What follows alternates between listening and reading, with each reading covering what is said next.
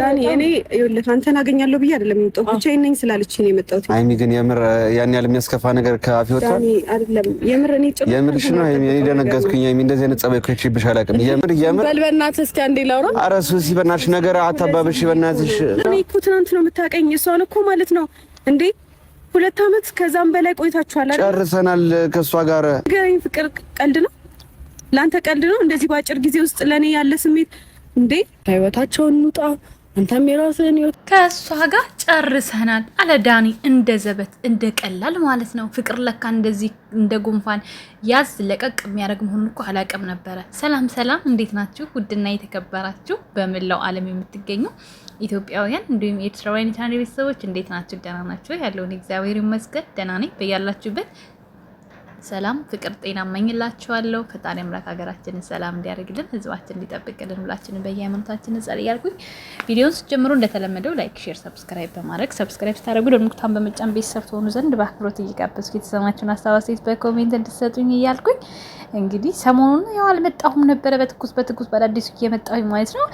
ዛሬ ዞር ልበልባቸው እየመጣሁ ማለት ነው። ቪዲዮአቸውን ያያለሁ ምናምን ሀሳብ አስተያየት ምናምን ሰጣለሁ፣ ግን በቪዲዮ አልሰራሁባቸውም እና ዳኒ እንግዲህ እያደረገ ያለው ሶሲን ስንት ጊዜ ሙሉ አብሯት የኖረ ልጅ በአንድ ቀን እንደ ጉንፋን ተውኳት፣ እኔ የምፈልገው አንቺን ነው አለ። በነገራችን ላይ የገሃዱ ዓለም እውነት ነው። በጣም የአብዛኛው ወንዶች ባህሪ ነው። ሴቶችም ቢሆን ቶሎ ብለው የሚያውቁትን ሰው እንትን የመቀማት እንትን ሞልቷል በየቦታው አሁን ላይ የሚታይ ነገር ነው። ይሄ እንደ ድራማ ሆኖ ስለምናስበው እንጂ ማለት ነው። እና ጓደኛቸውን የሚነጥቁት በጣም ብዙ ሰዎች አሉ።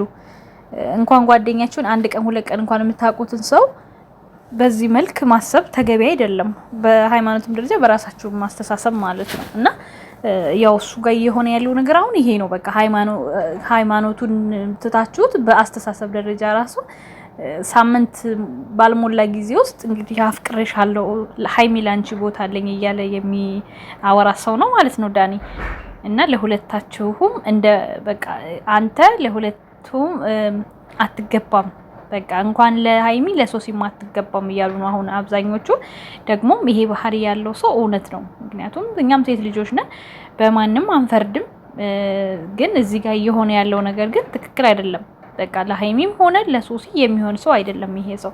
ምክንያቱም ሃይሚን ዛሬ ኦኬ እንኳን ብትለው ነው ምሳሌ የምነግራችሁ ብትለው እንኳን ራሱ አስባችሁታል፣ ነገ ደግሞ ሌላዋን ሲያገኝ ይቀይራታል ማለት ነው።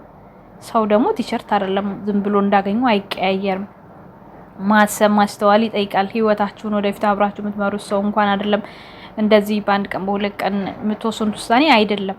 ግን ያው እሱ ያደረገው ነገር ይሄ ነው ማለት ነው። እና ሃይሚም ደግሞ ያው ሶሲ ስጠራት እኔ አንቺ ብቻሽን ስለመሰልሽ ነው እንጂ ልመጣ አልችልም፣ ሊሆንም አይችልም፣ ከሱ ጋራ ጨርሰናል እያለቻት ነበር። ሶሲ ደግሞ ለምን እና እኔና አንተ ከህይወታቸው መውጣት አለብን፣ ህይወታቸውን እንትን ማለት አለብን፣ ህይወታቸውን መምራት አለባቸው፣ ለህይወታቸው ጊዜና ነፃነት ልሰጣቸው ይገባል እያለች ነው ያለችው። ደግሞ እሷ ትክክል ናት። ሶሲ መሆንም አለበት።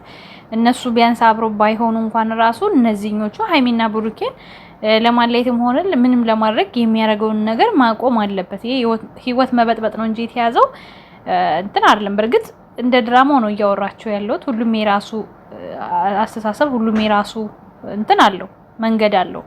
እነሱ እየሰሩ ያሉት ስራ ነው እውነት ለመናገር ግን በጣም ሲረዝም እናንተ ሲል ያው ሰዎች ወደ እውነት አድርገው ሁሉን ነገር እየወሰዱ በቃ ራሳቸውን የሚጎዱ በጣም ብዙ ልጆች ስላሉ ነው እንጂ ከእውነት የራቀ ውሸት ነው ይሄ። ምንም አይነት ጸብ የለም። እያንዳንዱ ዩቲዩበር ጋር ምንም አይነት ጸብ የለም።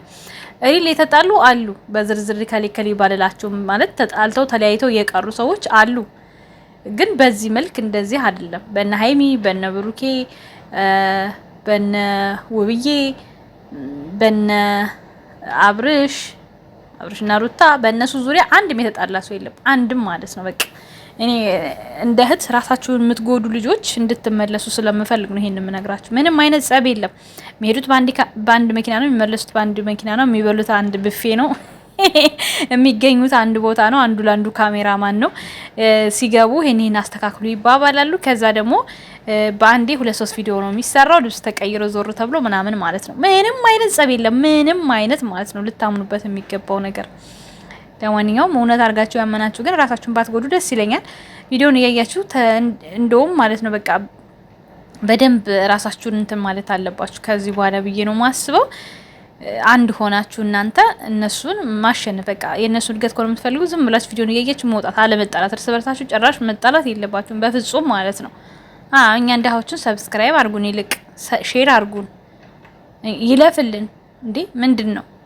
እኛም እንደናንተ ስደተኞች እህታችሁን ለምንድን ነው ላለው ይጨመርላታል የተባለውን ቃል ምፈስም ለኛም ጨምሩልን ለኛም ምርቁልን እንጂ። ለማንኛውም በጣም ነው የምወዳችሁ ቤተሰብ። ላይክ፣ ሼር፣ ሰብስክራይብ ያደረጋችሁ ስለምታበረታቱኝ ከልብ አመሰግናለሁ። ሀሳባችሁንም እንዲሁ በኮሜንት ስለምትሰጡኝ ማለት ነው። መልካም ጊዜ ሆነላችሁ። ወዳችኋለሁ። ቻው ቻው።